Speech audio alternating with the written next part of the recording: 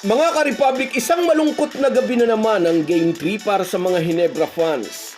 Obvious na may iniindang shoulder injury si Junmar Fajardo ngunit hindi ito nasamantala ng Gin Kings. Inako ni Tim Cone ang pagkukulang sa pangalawang sunod na pagkatalo ng mga mag-aalak.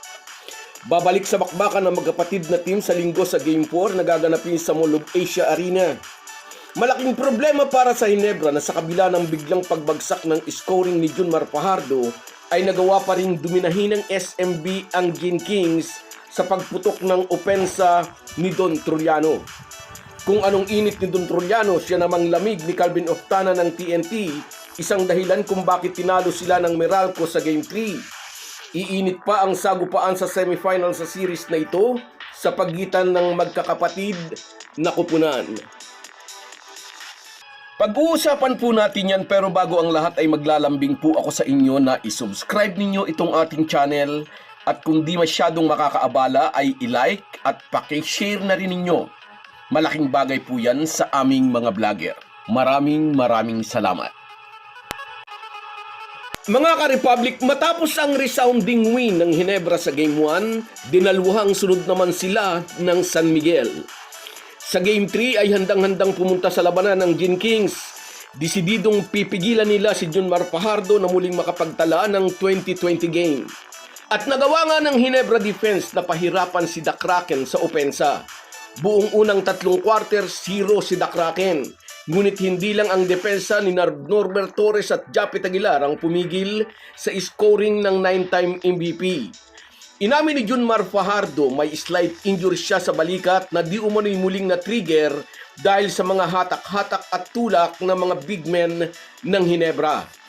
Ngunit kahit biglang bumaba ang puntos ni Abay sa Game 3, hindi pa rin ito naging hadlang upang tulungan niya ang SMB na makakuha ng lamang sa semifinal series na ito 2-1.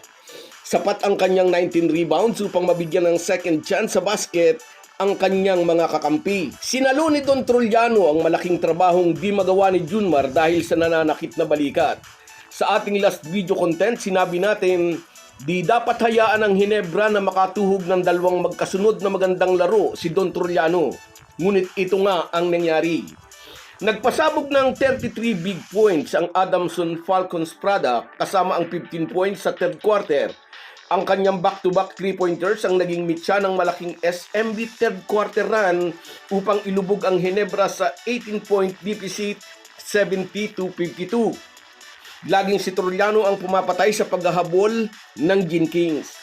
Mula nung gumawa ng third quarter run ang SMB, ang pinakamalapit na nagawang pagdikit ng Ginebra ay 87-83. Pero muli, isang 3-point shot ni Don Trollano ang tuluyang bumali sa likod ng Gin Kings.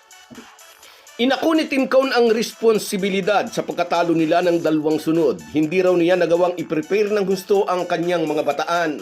Hindi na nga gaanong nakapag-contribute si Junmar Fajardo, ibang player naman ng SMB ang nagbigay sa kanila ng sakit ng ulo. Sa linggo, lilipat ang sagupaan sa Mall of Asia Arena. Mabigat ang misyong nasa balikat ng mga bataan ni Tim Cone. Kailangan nilang maitabla ang series or else malalagay na ang Ginebra sa balag ng alanganin. Samantala, kung nakadalawang sunod na panalo ang SMB, nahinto naman ang dalawang ratsada ng Tok and Tex laban sa Meralco. Sa Game 2, pinaglaruan ng TNT ang Bolts dahil sa mga tres nina Jordan Heading at Calvin Oftana. Sa Game 3, naging malagkit ang depensa nila sa mga shooters ng tropang 5G. Resulta, nalimitahan si Oftana sa 6 points at si Jordan Heading 0. Dahil hirap ang Meralco, natapatan ang laki ni na Brandon Ganuelas Roser at Kyle Williams sa half-court set, dinaan ang Bolts sa bilis sa second half. Kitang-kita ang adjustment ni Luigi Trillo matapos matalo ng dalawang sunod. Binigyan niya ng go signal si Chris Banchero na maging agresibo. Umiskor ng 18 points ang Phil-Am guard para wasakin ang momentum ng TNT. At si CJ Cancino may 18 points din.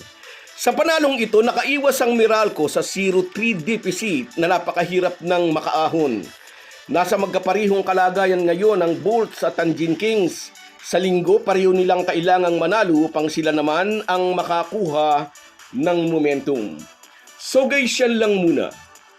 Hanggang sa muli. Kung wala po kayong mga viewers namin ay walang magtatagumpay na vlogger. Kaya salamat po sa inyong panunood. Shoutout sa iyo, Ricardo Dolores. Hinebra raw ang mananalo ngayong araw. Baka bukas. Shoutout sa iyo, idol. Sa iyo rin, Rosemary Juan, napagod na raw siguro. Pero hindi dapat nakakapagod ang manalo. Sa iyo rin, Remihia Tibay. Correct ka dyan, sabi niya. Si Adamos dapat ibangga kay Fajardo. At sa iyo rin, Sopromio Rodriguez. Yes, dihado talaga tayo. Sa iyo rin, Barako Mananabas o Barako Mandirigmas, shout out sa iyo, idol. Sa iyo rin, shout out Barangay Hinebra na. Salamat Halo-Halo Sports Republic. Salamat din sa panunood mo, idol. At sa iyo rin, shout out Julius Cruz. Okay lang yan, mahaba pa ang series, sabi niya, never say die. At sa iyo rin, shout out Aurora Tolentino. Underdog daw lagi ang tingin sa Hinebra. Tama naman. Sa iyo rin, shout out Rudante Sabida. Sana raw bigyan din ng time si Raymond Aguilar. At sa iyo rin, shout out Edwin Pilisardo. Yes, salamat sa inyong lahat. Kahit gaano po tayo kabisi, ay huwag po nating kalimutan ang ating buhay espiritual. Lagi po tayong magpasalamat sa bawat araw na dagdag sa ating buhay. Malaki po ang maitutulong ng pananalangin araw-araw. Isang paalala po mula sa inyong Halo-Halo Sports Republic.